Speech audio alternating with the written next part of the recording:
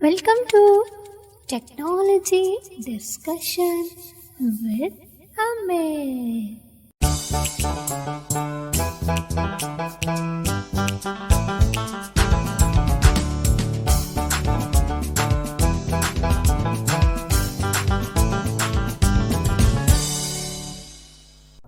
यदि हमारी वीडियो आपको पसंद आए तो इसे लाइक और शेयर करें।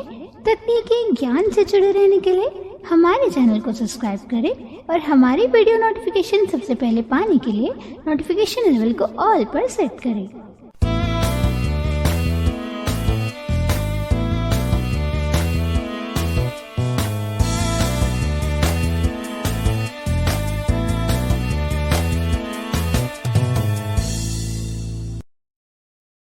नमस्कार फ्रेंड्स, मैं वैशाली। स्वागत है आपका डेस्कटॉप पार्ट 2 में। अगर आप में से जिन लोगों ने डेस्कटॉप पार्ट 1 नहीं देखा है तो वो पहले जाकर डेस्कटॉप पार्ट 1 देख लें ताकि आगे की चीज़ों को वो अच्छे से समझ पाएँ। डेस्कटॉप पार्ट 1 का लिंक आपको डिस्क्रिप्शन बॉक्स में भी मिल जाएगा।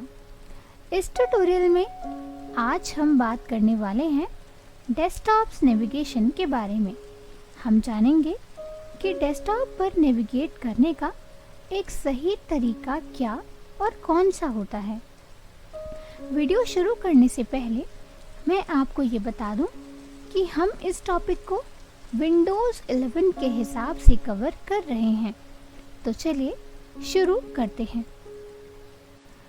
डेस्कटॉप पार्ट 1 में हमने डेस्कटॉप के बारे में बहुत सी बातें की थी।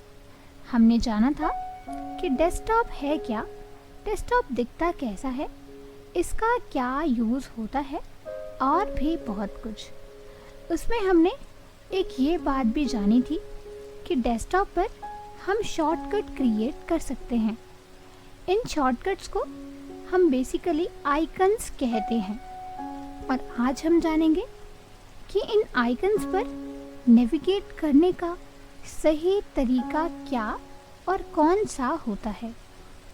नेविगेशन को समझने से पहले हम कुछ बेसिक बातें जान लेते हैं। डेस्कटॉप पर जो आइकन्स डिस्प्ले होते हैं वो रोज़ एंड कॉलम्स में डिस्प्ले होते हैं। अब आप सोचेंगे कि रोज़ एंड कॉलम्स क्या है। रोज़ एंड कॉलम्स को समझने के लिए आपको हॉरिजॉन्टल और वर्टिकल लाइन को समझना होगा। अगर हम किसी लाइन में ऊपर से नीचे या नीचे से ऊपर मूव करते हैं तो इसको हम बोलते हैं वर्टिकल लाइन। इसको हिंदी में हम खड़ी रेखा भी कहते हैं। और अगर हम किसी लाइन में राइट टू लेफ़्ट या लेफ़्ट टू राइट मूव करते हैं तो इसको हम कहते हैं हॉरिजॉन्टल लाइन। इसको हिंदी में हम पड़ी रेखा भी कहते हैं। वर्टिकल और हॉरिजॉन्टल लाइन को अच्छे से समझाने के लिए मैं आपको एक एग्जाम्पल देती हूँ। आप में से बहुत से लोग इंटर पॉइंट से तो परिचित होंगे ही। इंटर पॉइंट को हम ब्रेल स्लेट भी कहते हैं। इंटर पॉइंट में जहाँ से हम लिखना शुरू करते हैं उसके राइट साइड में थोड़ा सा स्पेस बना होता है। उस स्पेस में थोड़ी थोड़ी दूरी पर कुछ डॉट्स होते हैं जैसे 2, 4, 6, 8। तो जब हम ऐसे ऊपर से नीचे या नीचे से ऊपर मूव करते हैं तो इसको हम कहते हैं वर्टिकल लाइन यानी खड़ी रेखा। और जब हम एक लाइन में मूव करते हैं राइट टू लेफ़्ट या लेफ़्ट टू राइट तो इसको हम कहते हैं हॉरिजॉन्टल लाइन यानी पड़ी रेखा। ठीक इसी तरह हमारे रोज़ एंड कॉलम्स होते हैं। हमारे रोज़ वर्टिकली डिस्प्ले होते हैं और हमारे कॉलम्स हॉरिजॉन्टली। तो अब आप सोचेंगे कि किस तरह से कोई चीज़ या कोई डाटा रोज़ एंड कॉलम्स में डिस्प्ले होता है। इसको समझाने के लिए मैं आपको एक एग्जाम्पल देती हूँ। तो जो छोटे स्टूडेंट्स होते हैं प्राइमरी लेवल के, उनको टीचर्स पढ़ाने के लिए लिस्ट प्रोवाइड करते हैं। मान लीजिए टीचर्स को स्टूडेंट को फ्रूट्स नेम, वेजिटेबल्स नेम ये सब चीज़ें पढ़ानी है तो वो याद करवाने के लिए स्टूडेंट्स को लिस्ट प्रोवाइड करते हैं। उस लिस्ट में बहुत सारे रोज़ और बहुत सारे कॉलम्स होते हैं। तो मान लीजिए कि पहले कॉलम में हेडिंग डली है फ्रूट्स नेम। फ्रूट्स नेम के नीचे जितनी भी रोज़ होंगी उसमें फ्रूट्स के नेम लिखे होंगे। देन नेक्स्ट कॉलम में मान लीजिए लिखा है वेजिटेबल्स नेम। तो वेजिटेबल्स नेम के नीचे जितनी भी रोज़ होंगी उन सभी रोज़ में हमारे वेजिटेबल्स नेम लिखे होंगे। ऐसे ही हर कॉलम के नीचे हर रोज़ में कुछ ना कुछ उनसे रिलेटेड चीज़ें लिखी होंगी। ठीक इसी तरह हमारे कंप्यूटर के डेस्कटॉप पर आइकन्स रोज़ एंड कॉलम्स में डिस्प्ले होते हैं। तो अब हम बात कर लेते हैं डेस्कटॉप्स नेविगेशन की। डेस्कटॉप पर नेविगेट करने के लिए हम मेनली 6 कीज़ का यूज़ करते हैं, अलावा 1 लेटर नेविगेशन के। वो कीज़ हैं up arrow, down arrow, right arrow, left arrow, home और एंड। अप एरो और डाउन एरो का यूज़ हम रोज़ पर नेविगेट करने के लिए करते हैं। अगर हमें प्रीवियस रो में जाना है तो हम अप एरो प्रेस करेंगे, अगर हमें नेक्स्ट रो में जाना है तो हम डाउन एरो प्रेस करेंगे। राइट एरो और लेफ्ट एरो की का यूज़ हम कॉलम्स पर नेविगेट करने के लिए करते हैं। अगर हमें नेक्स्ट कॉलम में जाना है तो हम राइट एरो प्रेस करेंगे, अगर हमें प्रीवियस कॉलम में जाना है तो हम लेफ्ट एरो प्रेस करेंगे।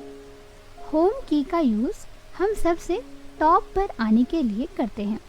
मान लीजिए मेरा कर्सर सबसे नीचे वाले आइकन पर है, सबसे लास्ट में है, और मैं चाहती हूँ कि मैं अपने फर्स्ट आइकन पर जाऊँ, तो मैं होम प्रेस कर दूँगी तो मैं डायरेक्टली अपने सबसे पहले आइकन पर पहुँच जाऊँगी। एंड की का यूज़ बेसिकली हम सबसे नीचे जाने के लिए करते हैं, बट यहाँ पर थोड़ा डिफरेंट है। इस डिफरेंट और कंफ्यूजिंग यूज़ को समझाने के लिए मैं आपको एक एग्जाम्पल देती हूँ। तो मान लीजिए मेरे कंप्यूटर के डेस्कटॉप पर 27 आइकन्स हैं, जिसमें से मेरे 3 कॉलम्स में 8 रोज़ हैं जिनमें 8 आइकन्स डिस्प्ले हो रहे हैं, और मेरी 4th रो में 3 आइकन्स डिस्प्ले हो रहे हैं। तो मान लीजिए मेरा कर्सर अभी सबसे पहले आइकन पर है और मैं एंड की प्रेस करती हूँ तो मेरा कर्सर 24th आइकन पर जाएगा। मेरा कर्सर उस रो में जाएगा जो कंप्लीट कॉलम की लास्ट रो है। मेरी जो 4th रो है वो इनकम्प्लीट है क्योंकि उसमें 3 आइकन्स डिस्प्ले हो रहे हैं, तो बजाय 27th आइकन के मेरा कर्सर 24th रो में 24th आइकन पर जाएगा। तो अब हम प्रैक्टिकल करके देखते हैं। मेरा कर्सर अभी डेस्कटॉप पर है और मैं होम की प्रेस करके अपने फर्स्ट आइकन पर जाऊंगी जो फर्स्ट कॉलम में फर्स्ट रो में डिस्प्ले हो रहा है। होम की आपके कंप्यूटर कीबोर्ड में कहाँ है, इसकी बात हमने कीबोर्ड ओरिएंटेशन में की है। कीबोर्ड ओरिएंटेशन को अच्छे से समझने के लिए आप हमारी कीबोर्ड ओरिएंटेशन सीरीज़ को फॉलो कर सकते हैं। तो मैं होम की प्रेस करती हूँ। Vishali not selected 1 of 13. तो देखिए मैं अपने फर्स्ट आइकन पर आ चुकी हूँ। तो इसने बोला वैशाली 1 of 13। इसका मतलब ये कि मैं अपने फर्स्ट आइकन पर हूँ और मेरे डेस्कटॉप पर 13 आइकन्स डिस्प्ले हो रहे हैं। अगर मुझे नेक्स्ट रो में जाना है तो मैं यहाँ डाउन एरो प्रेस करूँगी। This PC 2 of 13. Recycle bin 3 of 13. अगर मुझे अपनी प्रीवियस रो में जाना है तो मैं अप एरो प्रेस करूँगी। This PC 2 of 13. Vishali 1 of 13. तो ये तो हो गई हमारी रोज़ पर नेविगेट करने की बात। अगर हमें कॉलम्स पर नेविगेट करना है तो हमें राइट एरो और लेफ्ट एरो का यूज़ करना है। तो मैं नेक्स्ट कॉलम में जाने के लिए राइट एरो प्रेस करूँगी। Fresh video 9 of 13. तो देखिए मेरा कॉलम चेंज हो गया, और अगर मुझे वापस से उसी कॉलम पर आना है तो मैं लेफ्ट एरो प्रेस करूँगी। Vishali 1 of 13. तो देखिए मैं अपने फर्स्ट कॉलम पर आ चुकी हूँ। तो अब हम होम की का यूज़ प्रैक्टिकल करके देखते हैं। होम की का यूज़ मैंने आपको बताया ही था कि अगर हमें डायरेक्टली अपने फर्स्ट आइकन पर आना है तो हम होम की का यूज़ करते हैं। तो मैं अपने फर्स्ट कॉलम की लास्ट रो में जाती हूँ। This PC 2 of 13, Recycle Bin 3 of 13, Control Panel 4 of 13, Google Chrome 5 of 13, Microsoft Edge 6 of 13, NVDA 7 of 13, Mail 8 of 13. तो देखिए मेरे एक कॉलम में 8 रोज़ है। ऐसा ज़रूरी नहीं है कि आपके कंप्यूटर में भी ऐसा हो। ये हमारे आइकन्स के साइज़ पर डिपेंड करता है। आइकन्स के साइज़ की बात हम किसी और ट्यूटोरियल में करेंगे। तो मैं अपनी फर्स्ट कॉलम के लास्ट रो में आ चुकी हूँ और अगर मैं चाहती हूँ कि मैं सबसे टॉप पर सबसे पहले आइकन पर चली जाऊँ तो बजाय अप एरो प्रेस करने के मैं होम की प्रेस करूँगी तो मैं डायरेक्टली अपने फर्स्ट आइकन पर पहुँच जाऊँगी। Vishali not selected 1 of 13. तो देखिए मैं अपने फर्स्ट आइकन पर आ चुकी हूँ और मान लीजिए कि मुझे किसी नेक्स्ट कॉलम में जाना है तो मैं right arrow Fresh press video 9 करूँगी of 13. और डाउन एरो से नेक्स्ट कॉलम की और रोज पर नेविगेट कर पाऊंगी। तो मैं नेक्स्ट कॉलम में आ चुकी हूँ। यहाँ मैं डाउन एरो प्रेस कर रही हूँ। Movie Maker 10 of 13, Opt Studio 11 of 13, Zoom 12 of 13, Vishu Creator 13 of 13. तो देखिए ये मेरा लास्ट आइकन है, लेकिन यहाँ पर अगर मैं डाउन एरो प्रेस करूँगी तो मेरा कर्सर 6th रो में चला जाएगा फर्स्ट कॉलम की, क्योंकि ये हमारी 5th रो है सेकंड कॉलम की। तो मेरा कर्सर डायरेक्टली चला जाएगा 6th रो में फर्स्ट कॉलम की। ठीक है, Microsoft Edge 6 of 13. तो देखिए हमारा कर्सर 6th रो में आ चुका है।